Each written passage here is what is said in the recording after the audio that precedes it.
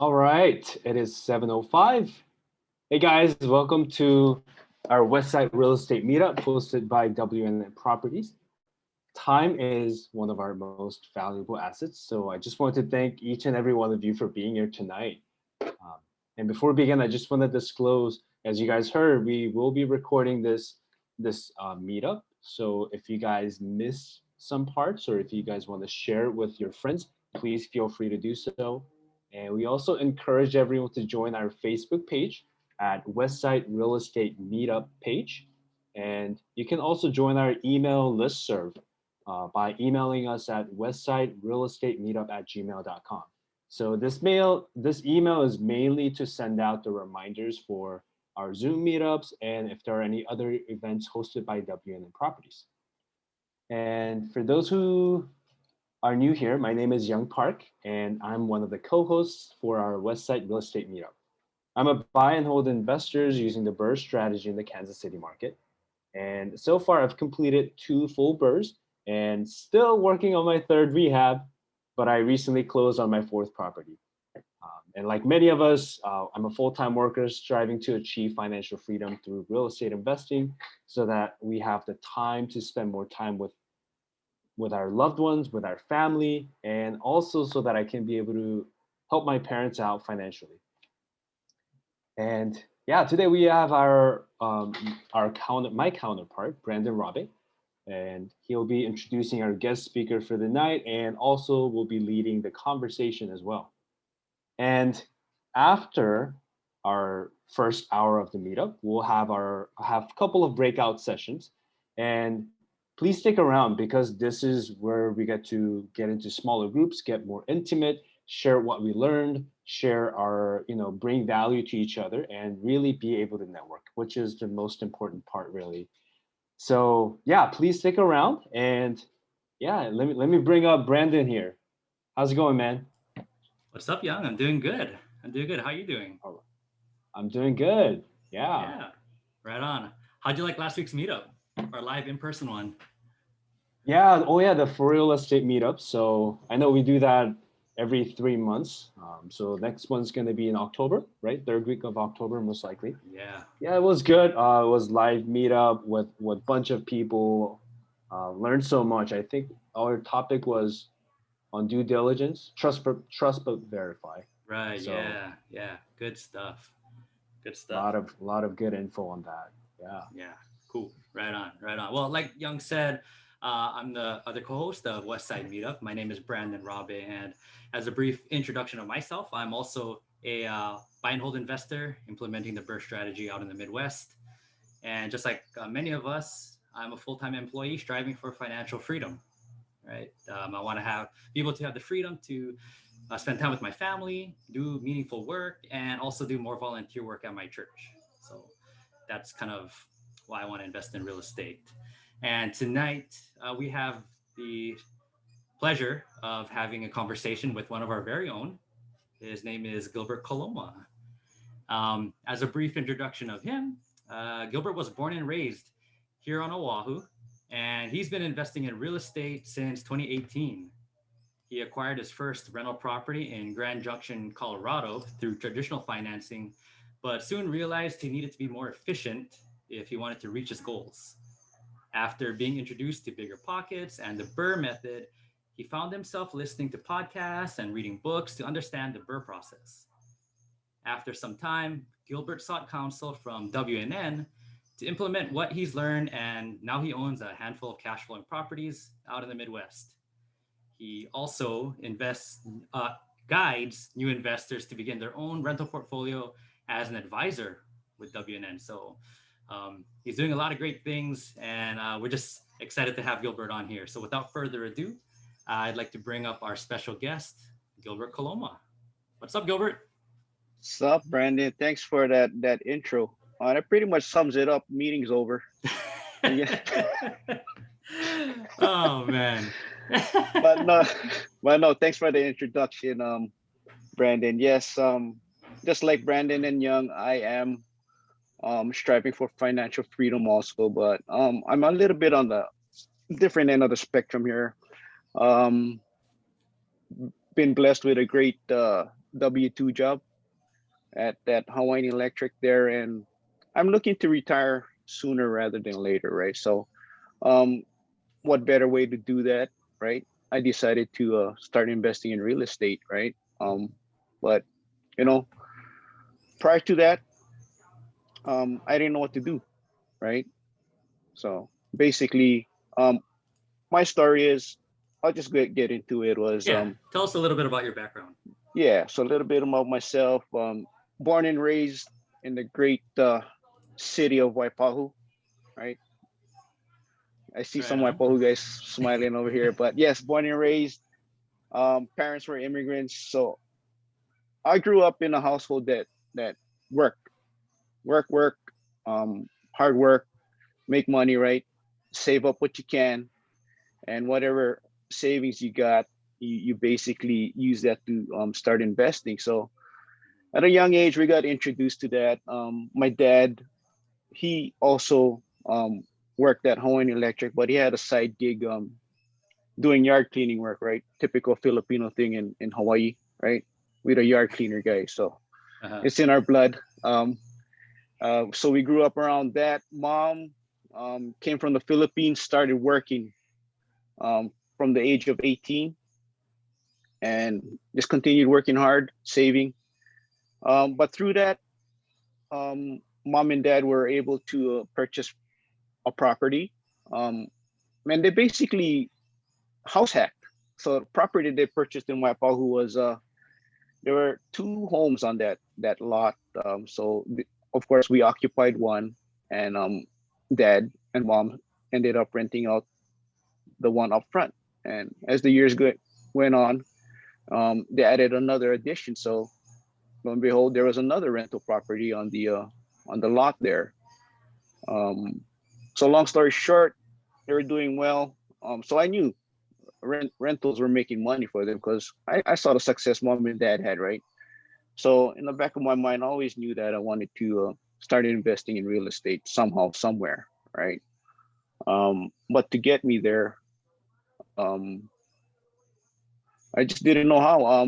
So basically, Were you aware, like back then when you were seeing your mom and dad, their house hacking and all that, were you aware that they're investing in real estate and that's, something that you well, could do? basically, yes, at a young age because I saw their success, right? And I knew that, of course, money is everything. Money is not everything, but it drives what you do and how you live your lifestyle, right? So I knew it was successful, and they were able to purchase another property in a new development up in Royal Cunha. So I knew they were doing well at that point, right? So they had several rental properties, a primary that they were living in. It was doing good, but until recently, Chris and Sheena, who are here, we found out that dad didn't run the numbers correctly. They basically just had enough to cover, right? To cover the mortgage. So yeah, just I guess through trial and error, they were just doing it, but not running numbers correctly, right? Yeah. Um, yeah. So just seeing them, that kind of gave you inspiration to try real estate investing. Um, I had mentioned that you invested, or your first property is in Colorado, right? That's correct. Why didn't you try what your parents were doing and stay in Hawaii? Um, like everyone else that seeks out of state, right? By the time I started getting into the game, right, I was priced out of paradise, basically. So I kind of wanted to start investing somewhere out of state. But what got me there was, you know, back in 2017, we had to get our financial house in order, basically first.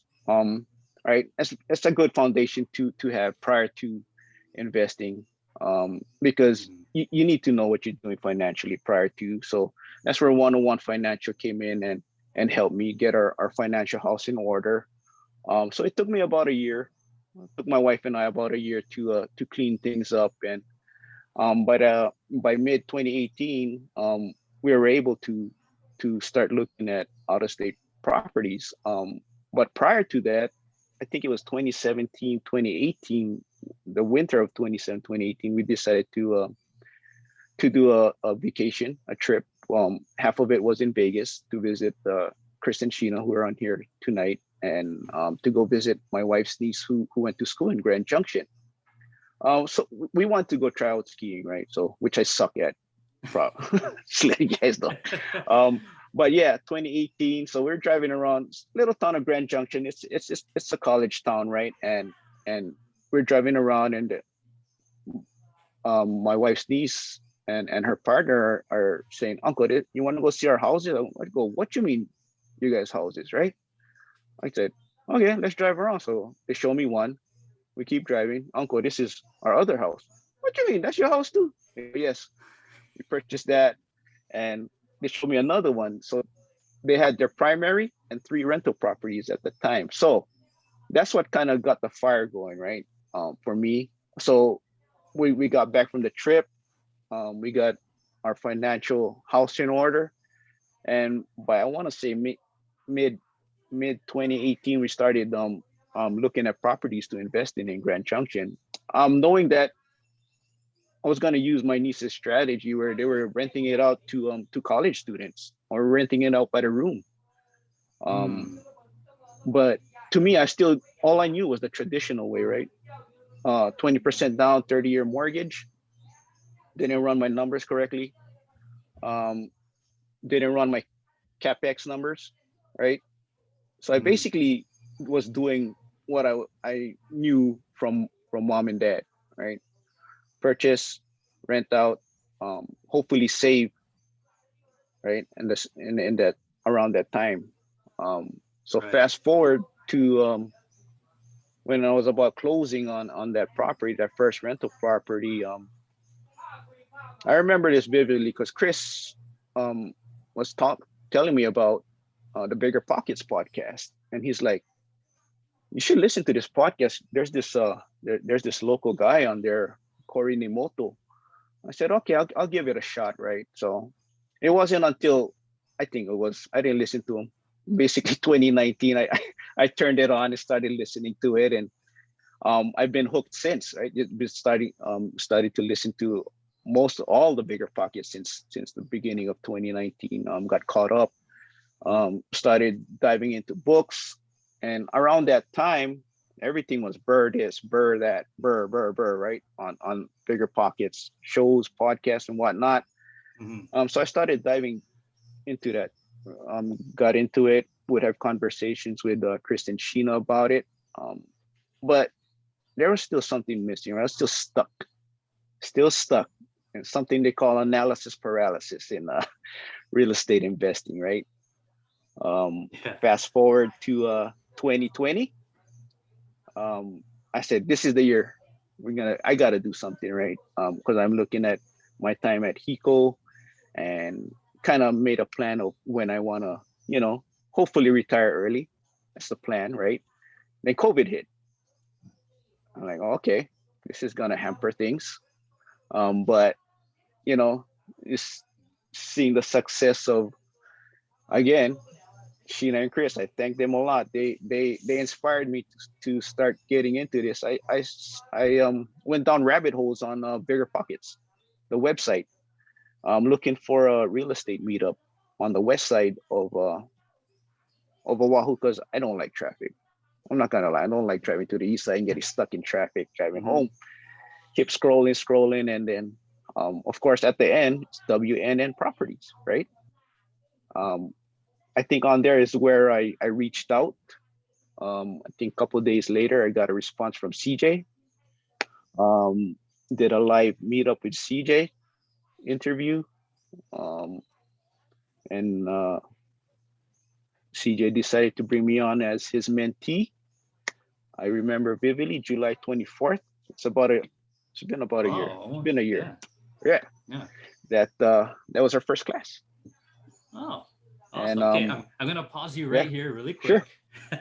So I want to go back to on your Colorado property, right? Or actually a little bit before that, because you mentioned 101 Financial. And there might be people on here who may not be familiar with what that is.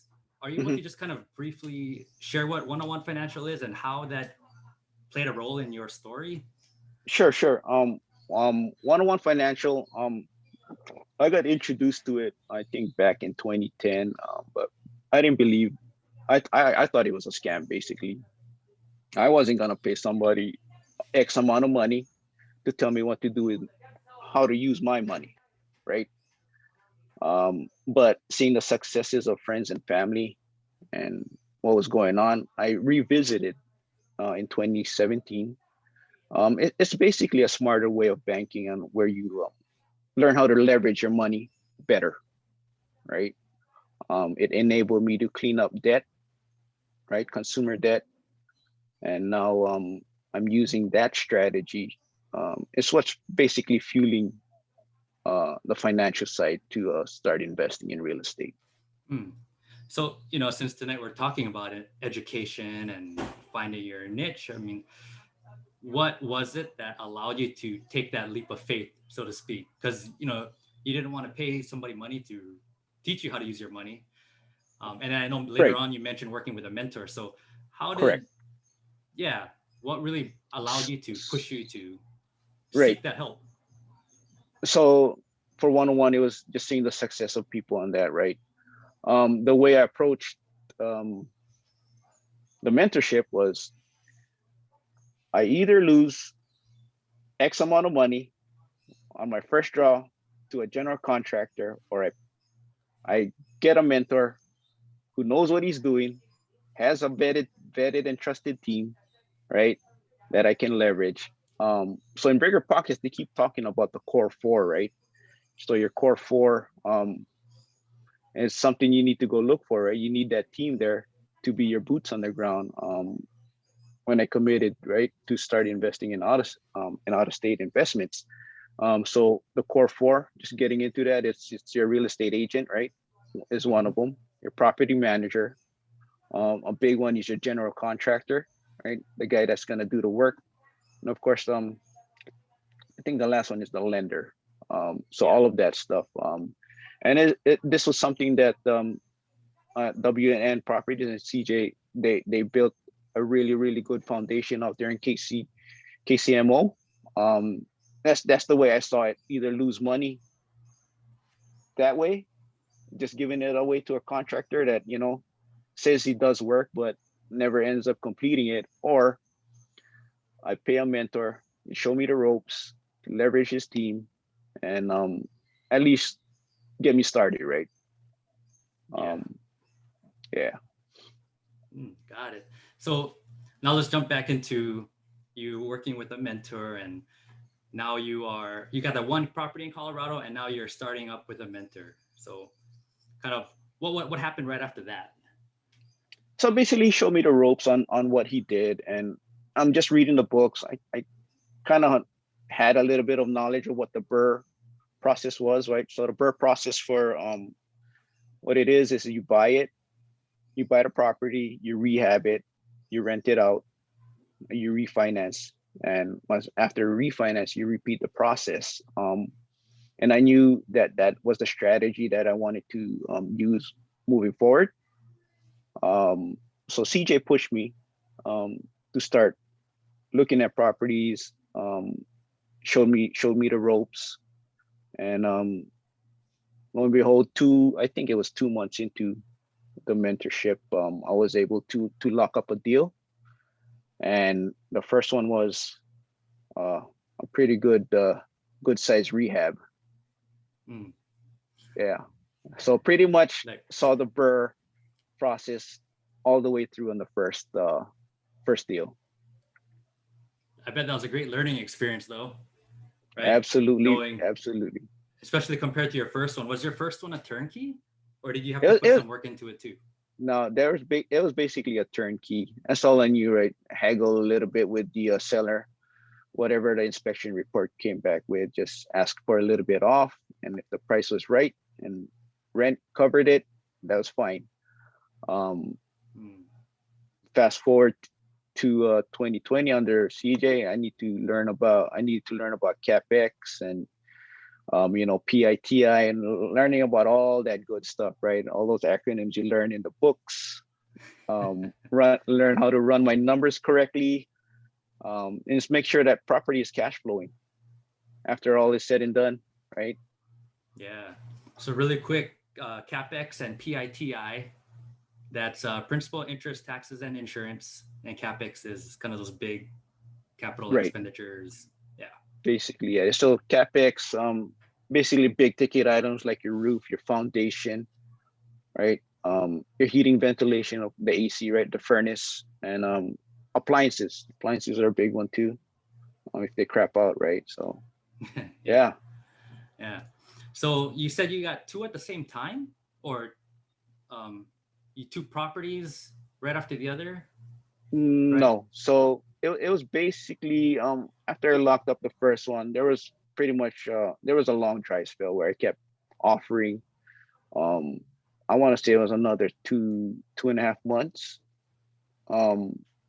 until number two was acquired.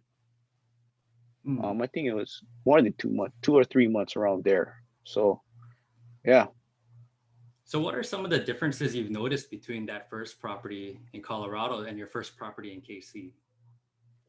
Well, basically, I was able to leverage the first BRRRR property, and I was able to work it out where I could up to the point where I was able to acquire properties number 2, 3, and 4 today, and yeah, that's just the biggest Wow. difference right there is this strategy versus what I was planning on doing. 30-20 with and just wait and save. In 1 year, I was able to acquire 4 properties versus just 1 property from 2018 all the way up to 2020. Right. So, Yeah, that's huge. Yeah. So I know you mentioned that in that first property too, running numbers, you didn't do that. Right. So how is it performing today? Is it still not that um, great, or how are things looking? so right after I knew how to run numbers, right, CapEx and whatnot, I was barely cash flowing, just a little over $100. But luckily, I was able to raise rent this year, so it's cash flowing a little bit better. Yeah. So all lessons learned, right? You learn from your mistakes, take it to heart, and move forward. For that one in Colorado, are you renting it out by the room as well? That's correct. It's correct. It's still being rented out by college students, and it's doing well. And are you managing it yourself, or you have a No, I property do. manager I for you? have a property manager out there. For all the properties, I plan on using property managers to manage them. Got it. Right on. Definitely makes life easier having a property manager, being that middle person, and Yes, not having to deal with the toilets and whatnot. So, that's right. Absolutely. yeah. So from your experience with just having that mentor, having somebody guide you, what would be one thing that you've learned about real estate that maybe you weren't really expecting?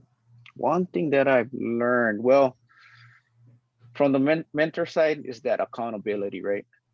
CJ held me accountable to everything that I said I was gonna do. The pressure.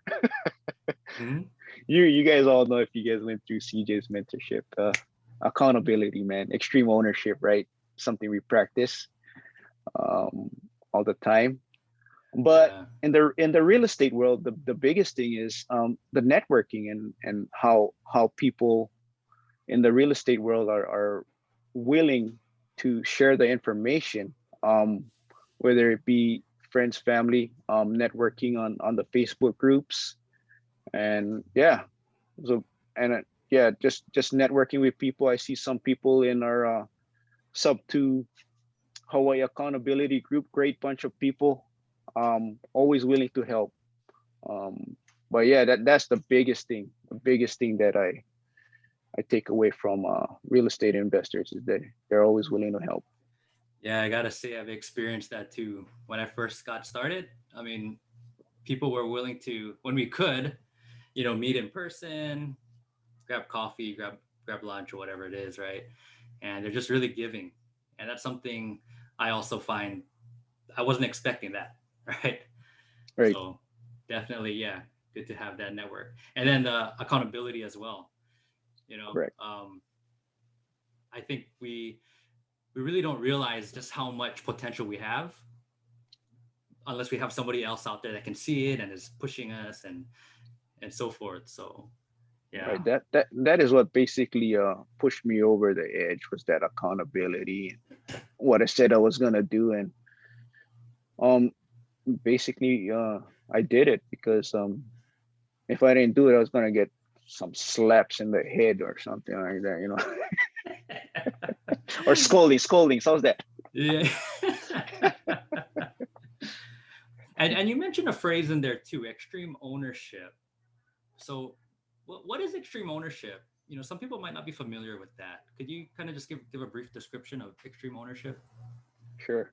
So extreme ownership, basically, again, going back to Chris. Chris is the guy who gets me started on all of these things. I blame him. Basically, he told me to read Jocko Willink's Extreme Ownership, right? And what it is, you own up to everything and anything that you do. You hold yourself accountable, whether it be good or bad, mistakes. You take it up, you man up, basically man up, suck it up, um, fess up to it, you know. Um, to relate that in the real estate world, if you buy on the high and you know you're gonna lose money, that's on you. Suck it up and move on to the next deal, right? Yeah. Do you have any experience in that? Maybe buying a property too high or maybe stepping into something that initially looked good but turned out not being that great? Um, Personally, not yet. I want to go back to that Colorado property. I just dove into that head first, just not running the numbers correctly, right? Um, and then finding out later on that I didn't do it correctly. Uh, that's one of them. So just sucking it up now, and just lucky that the market's doing a little bit better now, and hopefully it comes out on top. Yeah. So what are your plans for that property? That's your Um, only property in Colorado, huh? correct. I'm thinking about maybe since the market is a seller's market right now, quite possibly um, selling it and hopefully just moving all my assets or investments into the Kansas City market and just concentrate on the Kansas City market fully. Yeah. And then, so all your properties right now in Kansas City, they're single family, multifamily. What kind of properties? I'm just targeting single families right now. Probably want to move into the multi or Yeah. scale up a little bit higher in the future. So Awesome. Awesome. So, now that you've been in investing for some time now, you've got a couple properties under your belt. Let's just say that I was a new investor and I ran into you at Costco or wherever, right? Jamba Juice. What would be one piece of advice that you would give a new investor who's, maybe similar situation that you were, right? Bought a property, didn't know how to run the numbers, kind of dove into it, then stumbled across another strategy that might work out better.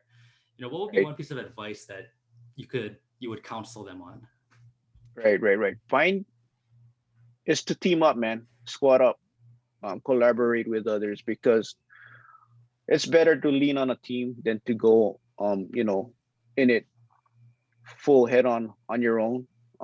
Because like I said, the real estate world, the investors, they're always willing to help, always willing to give you advice on what to do and what not to do, kind of steer you in the right direction. So yeah, man, team up, find people, whether it be Facebook, live group events, wherever it is, just reach out. Do you have that team right now? And if so, how did you find that team? So basically, I guess, yeah, through WNN, of course, we have our little group there, as well as the sub to Hawaii accountability group. You can lean on both sides, as well as those Facebook groups also. Nice. I wanted to jump to the chat really quick because I see a little bit of Sure. activity. Um, so I think you already covered this. Kamohai asked, can you turn your Colorado property into a short-term rental? Good question, Kamohai. That crossed my mind. Um, I actually thought about it, but because it's a college town, it might be a little tough. But I could see it taking off during the winter when it's skiing season. Other than that, we'd have to present it as I don't know, something else. I know that Colorado has great outdoors. It's something I kind of want to dive into a little bit more also. Yeah. I I got, you know, when you were talking about skiing, I've never been skiing, right? I've never even seen snow, so that's foreign to me. But yeah. Keone asked, could you share how you purchased your first BRRRR property and how you funded the rehab portion? Sure. What's up, brother Kioni? So basically, yeah, the first BRRRR property, I went into it, locked up the deal, right? The hardest part was locking up the deal. Um, so rewind a little bit. I basically took advantage of the CARES Act, 401k at work, right? So I knew I had some funding in my back pocket. But CJ, as a mentor, he challenged me to raise private money. That is where it got really uncomfortable. But the week prior to so I locked up the deal, and the week after was we were able to do full real estate meetup the week after. Just the perfect timing. I went in there, first ever in-person meetup. As soon as CJ and Jasmine said go at the end, I was just basically going up to anybody, say, hey, I got this property in escrow. I told them a little bit about myself. Are you willing to be an investor? No? Okay. Sorry. Here you go. Next guy. Hey, I got this property basically. And but yeah, I snagged a few, man, and it wasn't much, but it was a start, right? And today they're still my private money investors, and that's basically how I That's young, yeah, awesome. I was hustling, man, because I was put in that uncomfortable spot, right? To start Yeah. investing. And then to finish that off, yeah, this was a pretty good rehab, and I was able to to capitalize on it. Yeah. That's awesome. I saw a lot of people laughing because we know exactly what you're talking about. When you're under that pressure, you're just going out there. Right. Awesome. Awesome. So what's your latest deal looking like right now? What do you have going on? What's going on? So number 2 should be wrapping up Friday, I believe. Oh, with rehab? Yes. Okay. So Nice. that should be hitting the rental market soon. And number 3 is in rehab, mid rehab, I believe. So that's still going. And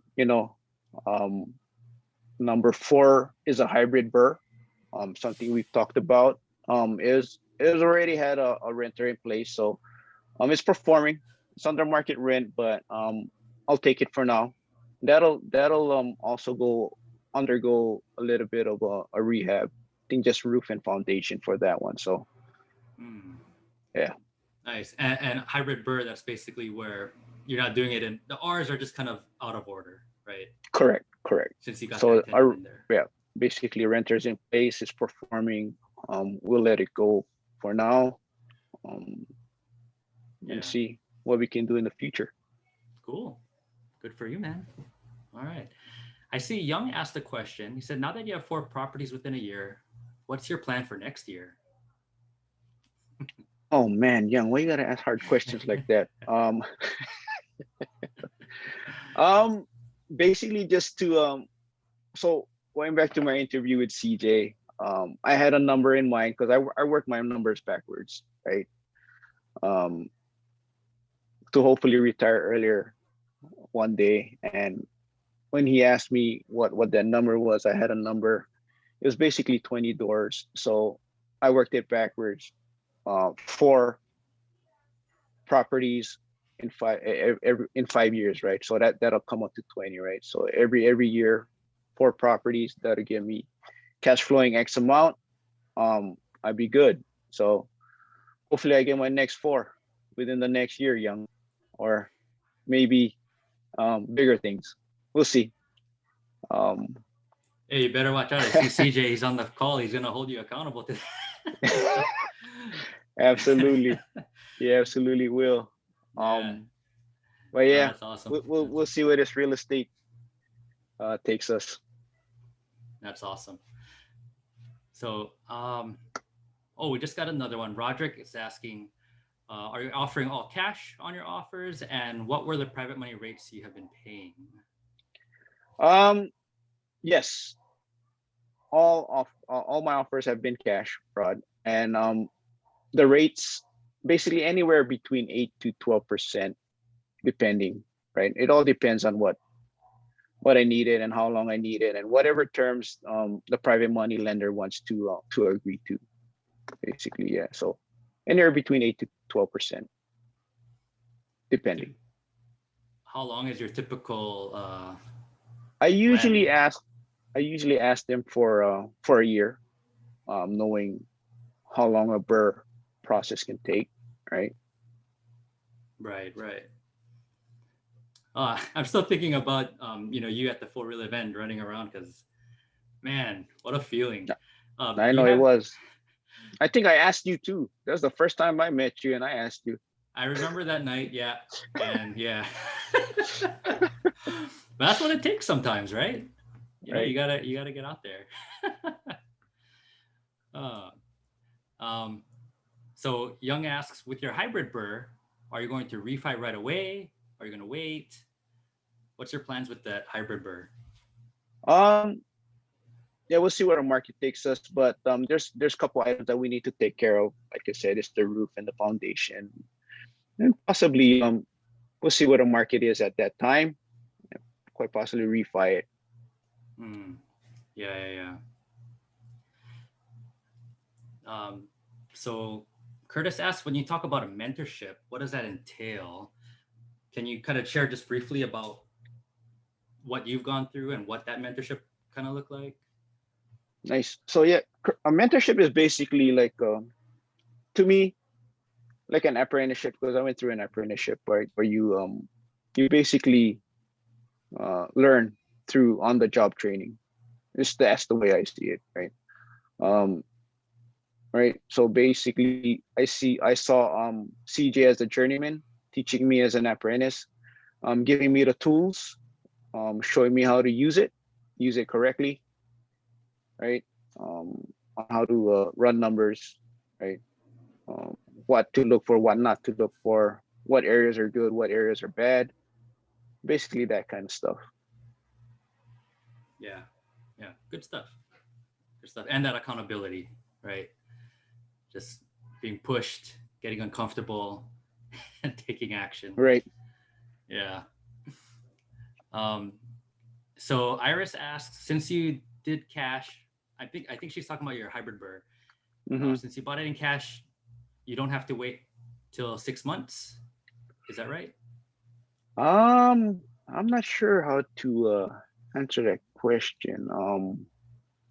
Yeah, I'm not sure if anybody else in this group knows, but being that there's a renter in place, I want to say I should be able to. I think it depends on the lender. I think that one would depend on the lender. So yeah. And thank you, Blaze. I think our next month's speaker will be actually a broker. So I'll introduce that at the end, and maybe next month when you join us, you can ask that question and you'll get a better answer. Yeah. So. Yeah, absolutely. We won't put you in that position, Gilbert. Thank you. All right. So, okay. So, do you feel like all that you've gone through and you've learned in real estate, do you still think that buying 4 per year is what you want to do? Um, 2020? Do you feel like that might change? yeah, that might change. Just fast forward to now.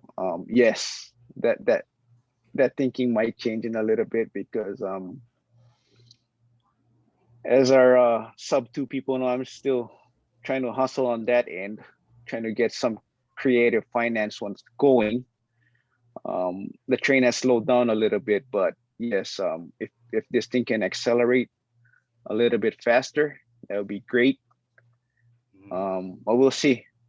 Time will tell, right? Yeah, yeah. You mentioned the word sub two a couple times. Could you kind of just share what sub two means, just in case some people aren't familiar with that? So it's another mentorship that I thank Sheena and Chris for. They they dragged me into this one also. It's basically subject to by Pace Morby. It's another mentorship that I'm in, learning creative finance strategies to acquire properties.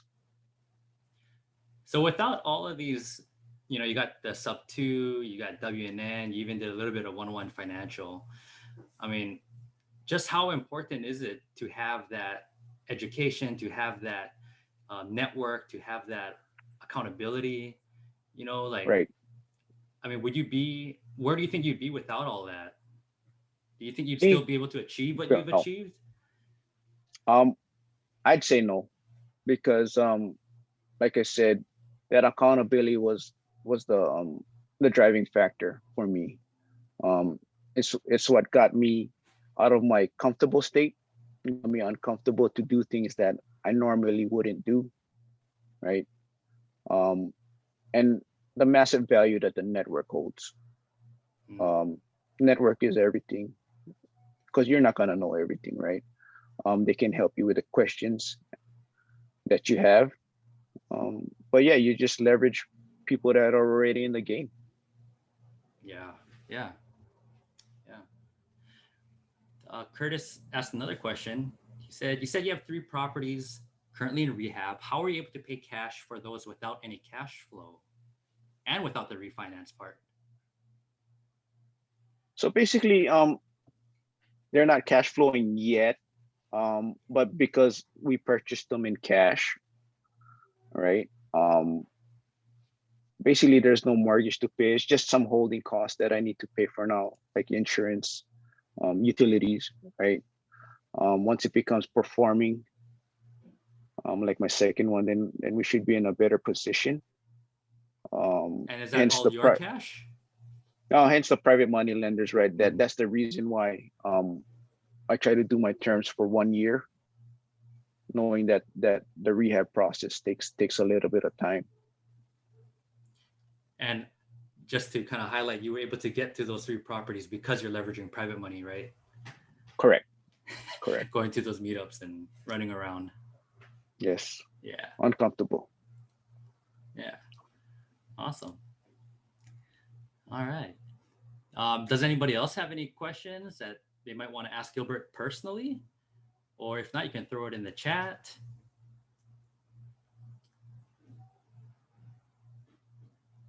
If not, I got a question for you, Gilbert. Sure. So, no, never mind. I don't want to ask you. But no, I was gonna ask you. So, Gilbert, you got any private money you got lying around? No. No, but yeah. So, Just make sure you're in my breakout room. We can talk. Oh, okay. Yeah. But no, that's what it is, right? Your network.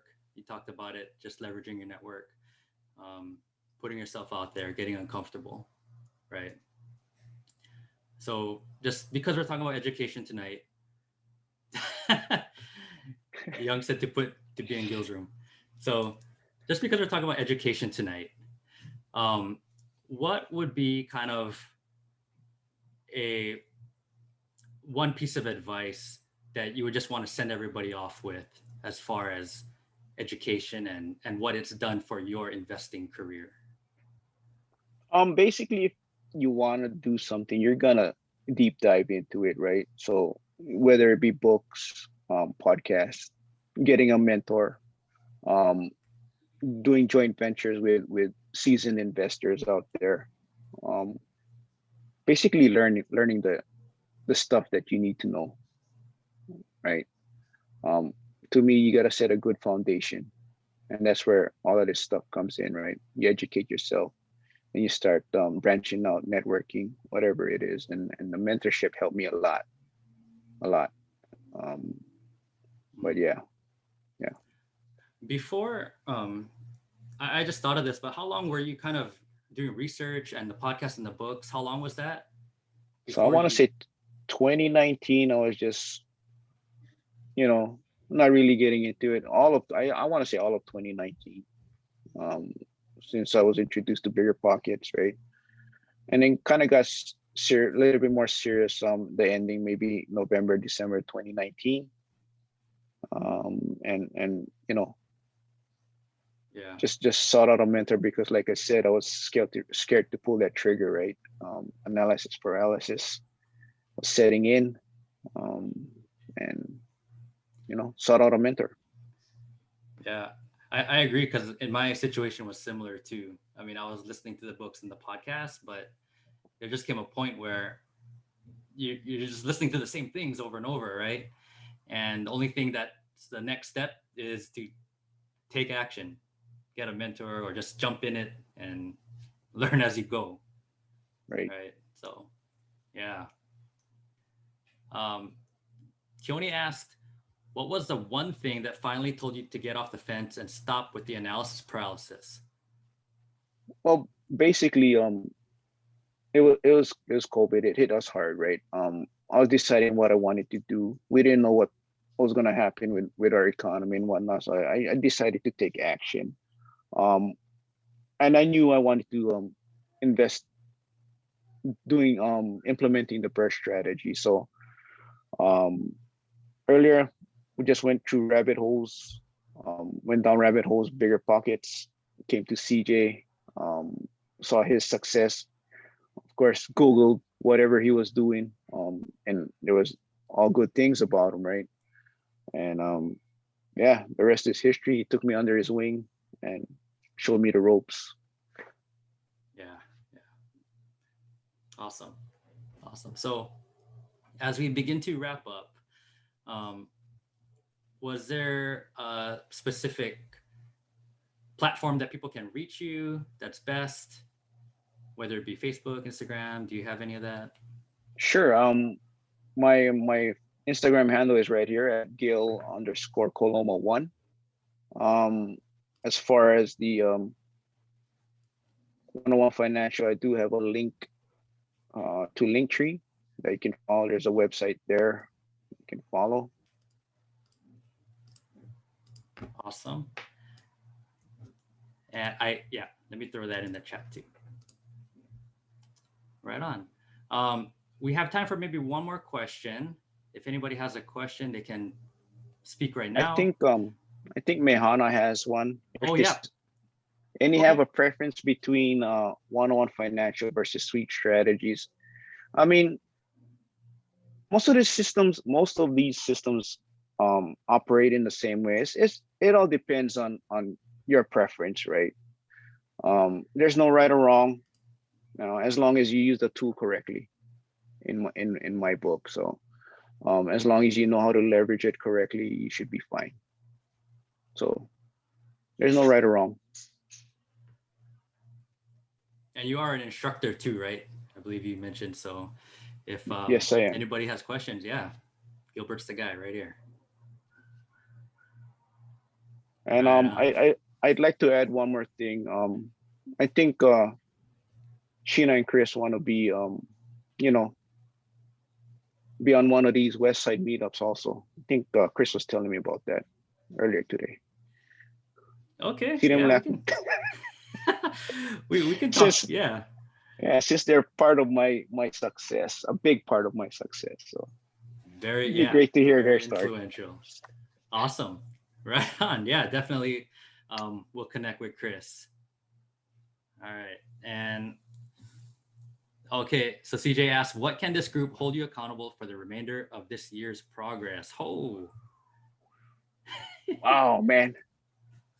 Ooh, wow. Quite possibly either you know, decide on what I got to do with that Colorado property, be it keep it as a short-term rental, or sell it and, you know, do bigger and better things in Kansas City. Okay. All right. Well, everybody was here and you heard what Gil said, and it's recorded. So we'll we'll check in with you in December. And no, you're no, that's good. That's good. You did great. So right on. Well, we're getting close to our time, and I just want to thank you again, Gilbert, just for jumping on and just kind of sharing with us your investing journey with your Colorado and KC properties, and just giving us little nuggets here and there about what you've learned and how important it is just to have that mentor, right? Have that education, have somebody there to hold you accountable, get you and push you into uncomfortable spaces. So that's definitely, that's one thing that I've noticed too about real estate. I mean, personal development is just as important as all the other real estate stuff that we're doing. Right. So, did you have something that you're gonna say? No, sure. Thank you for having me as a guest here. It's all part of the growing process, and be glad to share more with others in our group here. Yeah. Awesome. Right on. I just want to bring Young up really quick as we start to wrap up our meetup. What's up, Young? All right. Yeah. I mean, I had fun just listening to you guys talk. And Gilbert, thank you so much for sharing your story. You're a beast, man. You did 4 first year. You're probably gonna get like 16 next year. Right? Yeah. I mean, you said, I think earlier you said you're like, man, I had you were stalling for a bit for 2.5 months to get the next property. I think that's good pace, man. Took me 9 months. So kudos to you, and I can't wait till our next in-person meetup. I'm gonna start watching you from the back to see if you're running around, just talking to people. All right. So yeah, thank you again, Gil and Brandon, for just leading the conversation tonight. I'm sure a lot of our audience got a lot out of this conversation. So yeah, we'll catch up with you guys, Sheena and Chris, since Gilbert, you know, did they say please? No, I'm just kidding. But yeah, we'll love to chat with you guys too. I know you guys are doing big things.